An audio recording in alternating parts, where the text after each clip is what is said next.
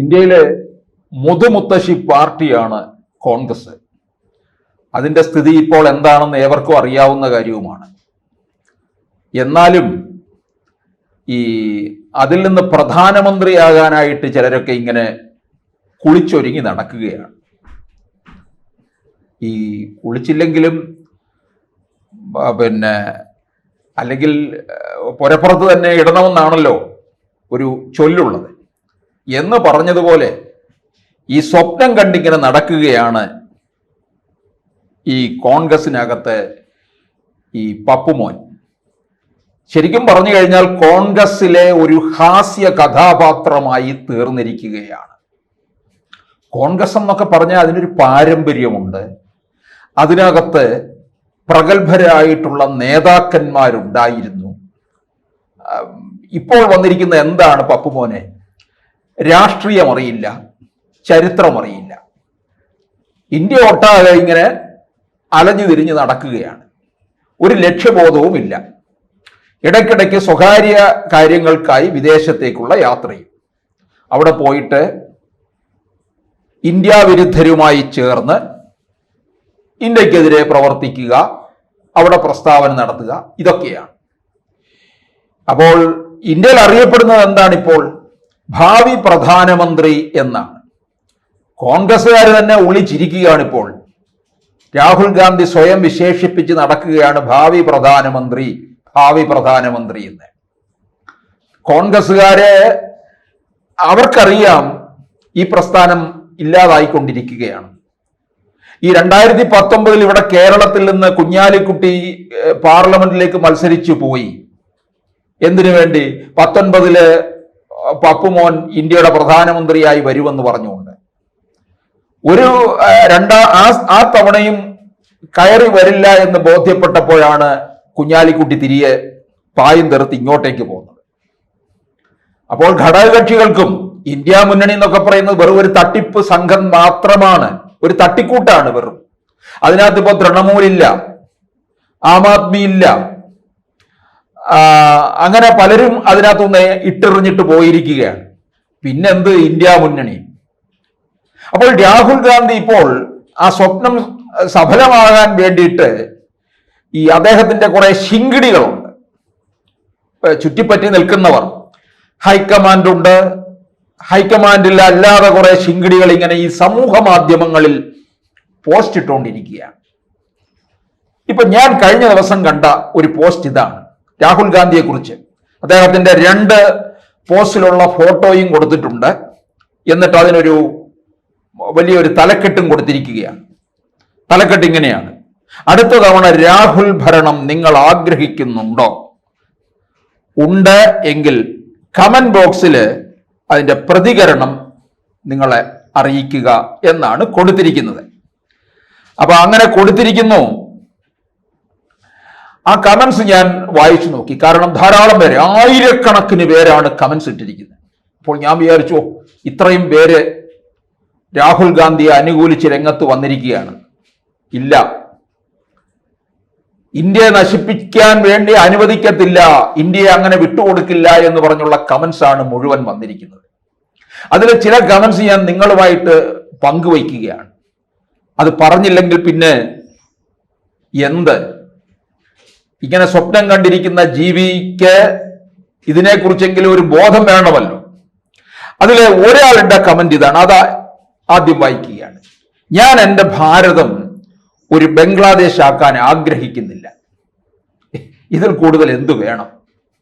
അടുത്ത നീണ്ട ഒരു കമന്റാണ്. അത് തിരുവനന്തപുരത്ത് തന്നെയുള്ള വിഷ്ണു എന്ന് പറയുന്ന ഒരാളുടേതാണ്.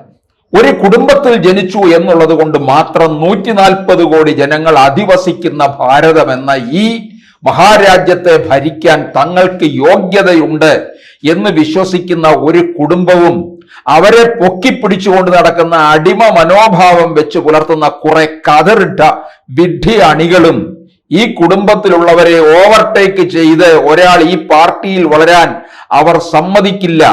അതുകൊണ്ട് തന്നെ കഴിവും ജനസമ്മതിയുമുള്ള നേതാക്കളെ എല്ലാം ഒതുക്കി ഒരു മൂലയിലാക്കി ഹൈക്കമാൻഡ് എന്ന് പറയുന്ന ഈ തട്ടിക്കൂട്ട് സംവിധാനത്തിൽ പാർട്ടി തളയ്ക്കപ്പെട്ടിരിക്കുന്നു. ആരായി ഹൈക്കമാൻഡ്? അമ്മയും മോനും മോളും പിന്നെ പിറകിൽ നിന്ന് ചരട് വലിക്കുന്ന ബോബി, റോബർട്ട് വാദ്രി, അങ്ങനെ നീണ്ടുപോവുകയാണ് കമന്റ്. മറ്റൊരു കമന്റ്, ഇന്ത്യയോടെ ശത്രുതാ മനോഭാവം ഉള്ളവർക്ക് ഈ പപ്പു മതി, എന്നാൽ എന്നും ഇന്ത്യ മുന്നിൽ നിൽക്കാൻ ആഗ്രഹിക്കുന്നവർക്ക് മോദിജി മതി. മറ്റൊരാളുടെ കമന്റ്, ഇതിലും ഭേദം സുനാമി വരുന്നതല്ലേ എന്നൊരൊറ്റ ലളിതമായ ഒരു കമന്റ് മാത്രം. ആഗ്രഹിക്കുന്നില്ല, ആദ്യം ഒരു പഞ്ചായത്ത് പ്രസിഡന്റ് ആയിട്ട് കഴിവുണ്ടോ എന്ന് തെളിയിക്ക്, ജനം വിലയിരുത്തും, എന്നിട്ട് മതി പ്രധാനമന്ത്രി ആവുക. മറ്റൊരാളുടെ കമന്റ് അല്പം കൂടിപ്പോയി, എന്നാലും ഞാനത് പങ്കുവയ്ക്കുകയാണ്. ആരെങ്കിലും മാനസിക വിഭ്രാന്തി ഉള്ളവനെ പ്രധാനമന്ത്രിയാക്കുമോ എന്ന്. ഞാൻ ഒരിക്കലും ആഗ്രഹിക്കില്ല. വിദേശികളുടെ മക്കളൊക്കെ വിദേശത്ത് തന്നെ ജീവിക്കട്ടെ. ഭാരതം പഴയ അഴിമതി രാഷ്ട്രീയമാവണമെന്ന് ചിന്തിക്കുന്ന ആളുകൾ ഇദ്ദേഹത്തെ തെരഞ്ഞെടുക്കുമോ എന്നാണ് ചോദിച്ചിരിക്കുന്നത്. അതുപോലെ കോൺഗ്രസ്സുകാർക്ക് തെറി കേൾക്കാൻ വേണ്ടിയാണോ ഇങ്ങനെയുള്ള പോസ്റ്റുകൾ ഇടുന്നത് എന്ന് ഏതോ ഒരു കോൺഗ്രസ്സുകാരനും ഇട്ടിട്ടുണ്ട്. കാരണം ഇത്തരത്തിലുള്ള പോസ്റ്റിന് ഇങ്ങനെയൊക്കെ മറുപടി ഉണ്ടാകുകയുള്ളൂ എന്ന് അദ്ദേഹത്തിന് അറിയാം. ഈ മലന്ന് കിടന്ന് എന്തിനാണ് തുപ്പുന്നത് എന്നുള്ള തരത്തിലാണ് ചോദിച്ചിരിക്കുന്നത്. ഇത് ഈ ഇന്ത്യയിലെ ഒരു പ്രതിപക്ഷ നേതാവല്ലേ രാഹുൽ ഗാന്ധി? ആ പ്രതിപക്ഷ നേതാവിന്റെ റോൾ എന്താണ് എന്നുള്ളത് രാഹുൽ ഗാന്ധിക്ക് തിരിച്ചറിയുന്നില്ല. അതുപോലെ തന്നെ ഇവരുടെ മുതുമുത്തച്ഛനായിരുന്ന ജവഹർലാൽ നെഹ്റു പ്രധാനമന്ത്രി ആയിരിക്കുമ്പോൾ പ്രതിപക്ഷ നേതാവായിരുന്നല്ലോ കേരളത്തിൽ നിന്നുള്ള AKG എന്ന് നമ്മൾ വിളിക്കുന്ന AK ഗോപാലൻ. രാഹുൽ ഗാന്ധിക്ക് AKGയെയും AK ഗോപാലിനെയും ഒന്നും അറിയില്ല. കേരളത്തിൽ വന്നു നിന്ന് ജയിച്ചു പോയെന്നേ ഉള്ളൂ. അദ്ദേഹം പാർലമെന്റിൽ പ്രസംഗിക്കാൻ എഴുന്നേൽക്കുമ്പോൾ ജവഹർലാൽ നെഹ്റു കാതോർത്തിരിക്കുമായിരുന്നു.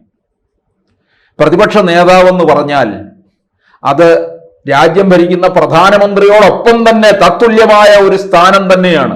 നല്ല ഭരണം ഉണ്ടാകുന്നുണ്ടെങ്കിൽ നല്ല പ്രതിപക്ഷ നേതാവ് കൂടി ഉള്ളത് കൊണ്ടാണ്.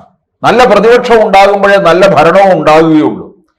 ഇത് പ്രധാനപ്പെട്ട ബില്ലുകൾ പോലും സഭയിൽ ചർച്ചയ്ക്കെടുക്കുമ്പോൾ രാഹുൽ ഗാന്ധി അവിടെ ഉണ്ടാകത്തില്ല. രാഹുൽ ഗാന്ധിയും പെങ്ങളും ഉണ്ടല്ലോ, പ്രിയങ്ക, രണ്ടുപേരും സഭയിൽ കാണില്ല. എങ്ങനെയാണ് സഭാ നടപടികൾ ഏത് തരത്തിലാണ് സമീപിക്കേണ്ടത്, ഇതിനെക്കുറിച്ച് ഒന്നും തന്നെ അറിയില്ല. അതാണ് ഒരിക്കൽ ശശി തരൂർ തന്നെ പറഞ്ഞിട്ടുള്ള കാര്യം. രാഹുൽ ഗാന്ധിക്ക് രാഷ്ട്രീയമോ ചരിത്രമോ അറിയില്ല. ആ അറിയാത്തത് കൊണ്ടാണ് ഈ പിടിപ്പുകേട് മുഴുവൻ സംഭവിച്ചിരിക്കുന്നത്.